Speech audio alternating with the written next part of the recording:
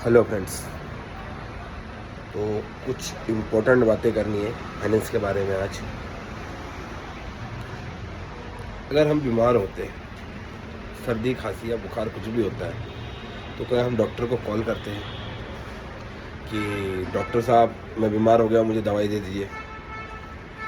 या कोई अगर आपका कानून कचहरी होती है तो आप फ़ोन पे वकील को बोलते थे ऐसा ऐसा हो गया है, ऐसा ऐसा नहीं बोलते, ठीक है। और एक और चीज़, अगर आप बीमार होते तो आप अपने साथ के 4-5 लोगों को लेके जाते?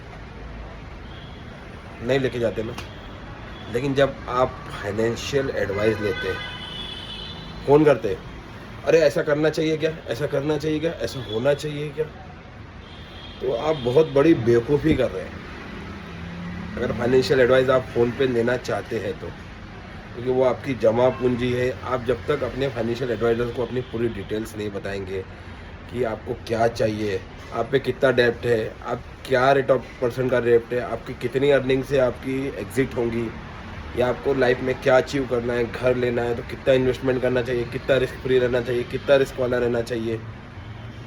और दोस्तों एक और चीज़, आप डॉक्टर के पास गए 4 लोगों को लेकर, आप डॉक्टर ने बोला इसको सर्दी है, एक बोलेगा नहीं नहीं नहीं मुझे लगता है इससे ये है, मुझे लगता है ऐसा होता है क्या, नहीं होता है। तो बहुत सारे लोग फाइनेंशियल एडवाइस भी पर्सनली नहीं लेते, ग्रुप में लेते हैं, और उससे उनका बहुत नुकसान होता है। फाइनेंशियल एडवाइज़र का कोई नुकसान नहीं होता है, नुकसान उसी बंदे का होता है। जैसे मैं आपको एक एग्जांपल बता रहा हूँ, अगर किसी के पास भरपूर पैसा है, उसे कोई ज़रूरत नहीं है पैसा कमाने की, और उसके साथ कोई बैठा है, ठीक है, वो बहुत तकलीफ में, उसके ऊपर 8% 9% या 11% का रेट ऑफ इंटरेस्ट का कुछ चल रहा है, तो उसकी इच्छा है कि मैं 15-16% कमाऊँ।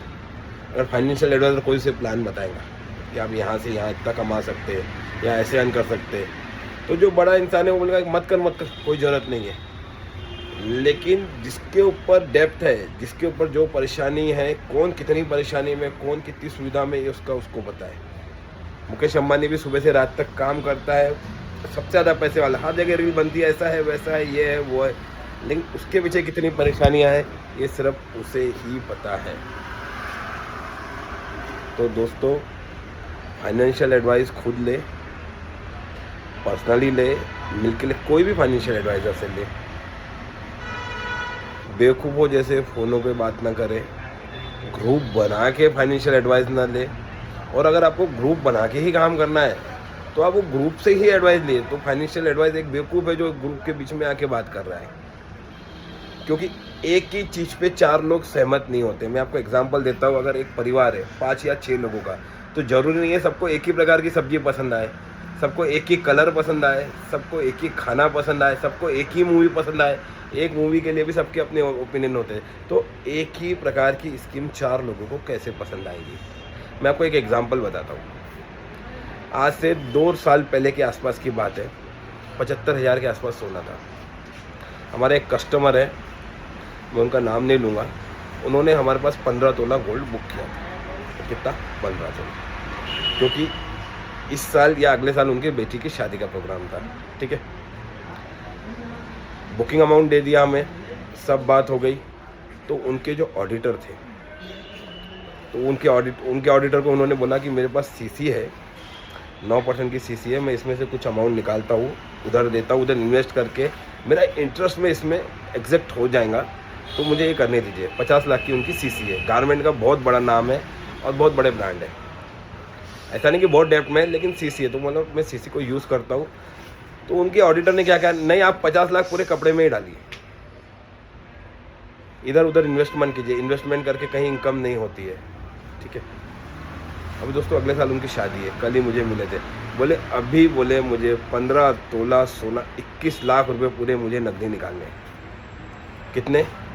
21 लाख रुपए। आपके पास भरता थोड़े थोड़े भर के हो जाते कपड़े की इनकम में, और कपड़े में उनका काफ़ी डेब्ट भी रुका हुआ है, जो उन्होंने 50 लाख डाले थे। ऐसा नहीं कि उन्होंने उसमें भी भरपूर पैसा कमा लिया है। ऑडिटर ने उनको गलत सलाह नहीं दी थी कि आप बिजनेस में डालिए, ऐसा कीजिए, लेकिन दोस्तों कभी कभी हमारा व्यू भी सही होता है, क्योंकि आपको क्या चाहिए, आप कितनी परेशानी में हो, आप क्या करना चाहते हो, ये आपको पता है, ये सबको नहीं पता। जिसके पेट भरे हुए हैं वो किसी को कुछ नहीं करने देना चाहते, लेकिन बहुत कम किस्मत वाले लोग हमारे जैसे होते हैं। मेरे एक मेंटोर है, मैं आपको बताता हूँ। एक ही गुरु बनाइए और एक ही गुरु पे चलिए। आप 10 लोगों से एडवाइस लेंगे तो आप जीवन में कुछ ही नहीं कर पाएंगे। मेरे एक गुरु है, मैंने पेपर का काम चालू किया था तो मेरे न्यूज़पेपर के लिए मुझे एयरटेल आए। मैंने लेआउट्स के काम चालू किया, उन्होंने मेरे लेआउट्स बेचे। मैंने शेयर का काम चालू किया, उन्होंने मेरे शेयर्स बेचे। मैंने गोल्ड का काम चालू किया, उन्होंने गोल्ड बेचे। हमारी बैंक है, बैंक में उन्होंने हमें अकाउंट दिलाए। उन्होंने कभी ये नहीं बोला कि नहीं होगा गिरीश मत कर, उन्होंने बोला कर, मैं बैठा हूँ, टेंशन मत ले, मैं बैठा हूँ। ऐसी कोई चीज़ नहीं इम्पॉसिबल, आप ट्राई करो। आप कस्टमर को ईमानदारी से चीज़ें दो, कस्टमर को पैसा बना के दो। और भगवान की दुआ से दोस्तों, उन्होंने जितने कस्टमर दिए थे हमें, आज सबने भरपूर पैसा बनाया है। हमने एक ट्रस्ट बिल्ड किया है।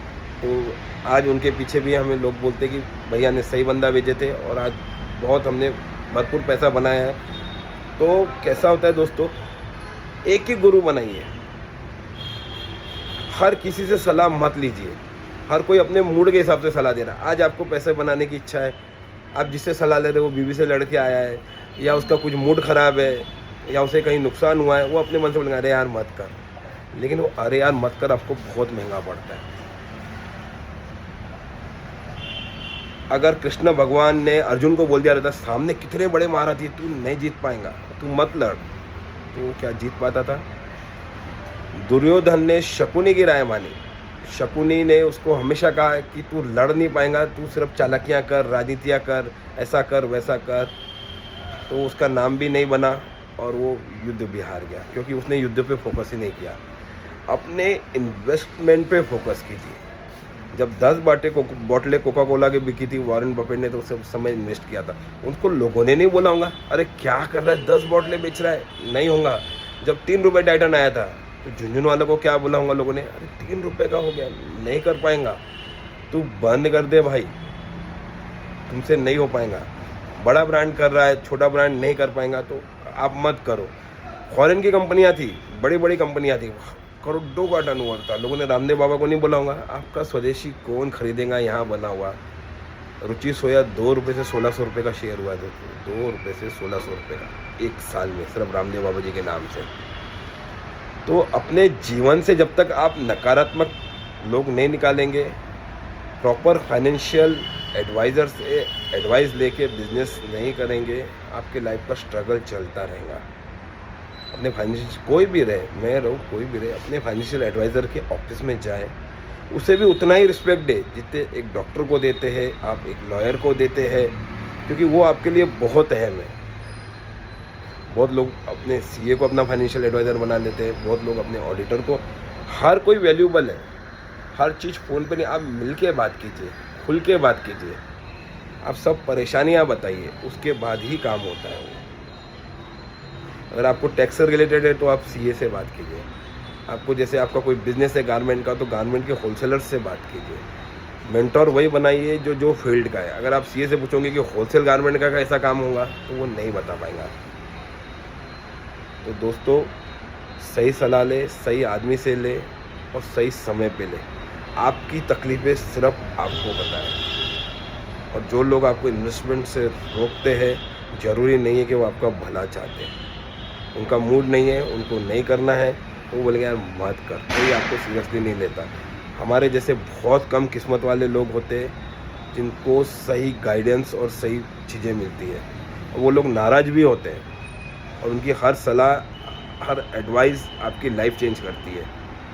मैं आपको खुद पे बता रहा हूँ, हम लोग शाम को माल बेचते थे, सोना चांदी, जो हम पकड़ नहीं पाते थे। हमारे मेंटर ने इस पर हमसे बहुत डांटा और 5-7 दिन हमसे बहुत नाराज़गी रखी, लेकिन उसके बाद हमारा कई लाखों का नुकसान बच गया कि हमने शाम को माल नहीं बेचा। तो जिसने आपका भला किया, जो आपको ऊपर ले जाना चाहता है, वो डांटता है तो भी वो गलत नहीं। आपका फाइनेंशियल एडवाइज़र बोलता है आपको ऐसा करो ऐसा नहीं, तो उसमें भी आपकी भलाई है। और जैसे हम डॉक्टर के यहाँ जाके ऐसे रीलें नहीं देखते, वीडियो नहीं देखते, वकील के यहाँ जाके, ऐसे ही फाइनेंशियल एडवाइज़र आता है। अगर आप इधर उधर डिस्टर्ब होकर उससे बात कर रहे हैं या रीलें देख रहे हैं, वो गलत, उसकी एडवाइस आपको समझ में नहीं आ रही, तो नुकसान आपका है, नुकसान उसका नहीं है, क्योंकि पैसा आपका लग रहा है, उसका समय जा रहा है। तो आप बहुत समझदार और होशियार नहीं है कि आपको खुद को बिजी दिखा रहे हैं, या आप बार बार उसको शॉप पे बुला रहे हैं, आप आइए, हम कल करते हैं, हम परसों करते हैं, तो आप होशियार नहीं है, आप बेवकूफ़ है। क्योंकि पैसा आपका है, पैसा आपका बढ़ेगा। फाइनेंशियल एडवाइजर का 0.5 या 1% जो भी मिनिमम कमीशन है वो जाएगा, लेकिन आपको जो 15-20% या 25%, 10% जो बचना है वो पैसा वो डिले होते जा रहा है, आपका पैसा नहीं पैसा कमा पा रहा है।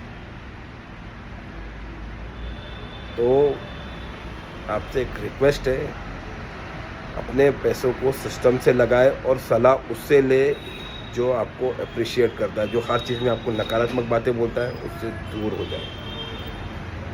Thank you.